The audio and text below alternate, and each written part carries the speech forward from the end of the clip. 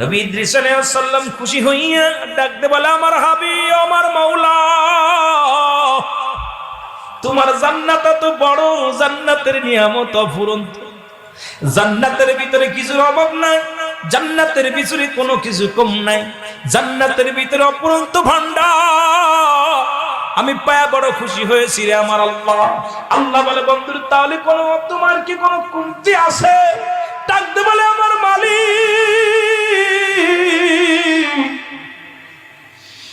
আমার জানটা যখন বাইরে ছিল, আজরাইল মনে হয় আমার সঙ্গে ভালো ব্যবহার করে, আজরাইল মনে আমার কষ্ট দিয়ে জানটা নিছে।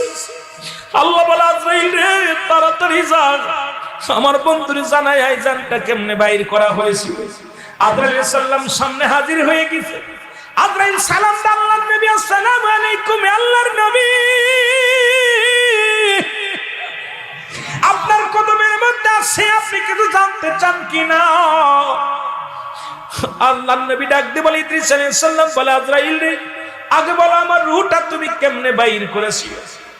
আজরাইল আলাইহিস সালাম বলে, হুজুর, দুনিয়ার মধ্যে আমি জান কবজ করার জন্য সব মানুষের জন্য জমিনে আমি আগমন করি না, একমাত্র আল্লাহর মাহবুব বান্দাদের জানটা বাইর করার জন্য তার অনুমতি নিয়ে দুনিয়ার মধ্যে তার রূহটা নিয়ে যায়, আসানের সঙ্গে নিয়ে যায়। আর পৃথিবীতে পথকর বাদামলি মানুষদের জানটা বাইর করি আমার মামার মাথা থেকে আসমানে, পা থেকে জমিনের মধ্যে এমন দানব আকৃতি ধারণ করি, আমাকে এক পলক দেখার সঙ্গে সঙ্গে কলিজাটা তারা ফেটে যায়, দুনিয়া থেকে চিরবিদায় হয়ে যায়। আল্লাহর নবী ইদ্রিস আলাইহিস সালাম ডাক দিয়ে বলে, আজরাইল, আমার রূহটা তুমি কেমনে বাইর করলা বলো। আর আজরাইল আলাইহিস সালাম বলে, হুজুর, মায়ের বুকে দুধ খাইতে খাইতে সন্তান যেমনি ঘুমায় যায়, মায়ের বুকের দুধ খাইতে খাইতে সন্তান, শিশু সন্তান যেমনি ঘুমায় যায়, আপনার রূহটা ঠিক সেমনি আসান করেছে, আপনাকে আমি কষ্ট দিই না। ইদ্রিস আলাইহিস সালাম, আজরাইল, এই যন্ত্রণা যদি এত কঠিন হয়, আমার সমস্ত অঙ্গ প্রত্যঙ্গ জ্বালা পোড়া করে রে, আমার গায়ের চামড়া গুলো বেদনা, আমার গায়ের বস্তুগুলো বড় ব্যথা, গায়ের মধ্যে বড় ব্যথা।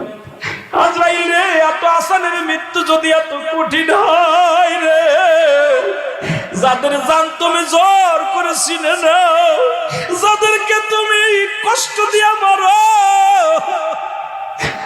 মরণের সময় পায়খানা প্রস্রাব করে দেয়, তাদের মরণটা খুব কঠিন দাও রে আজরাইল।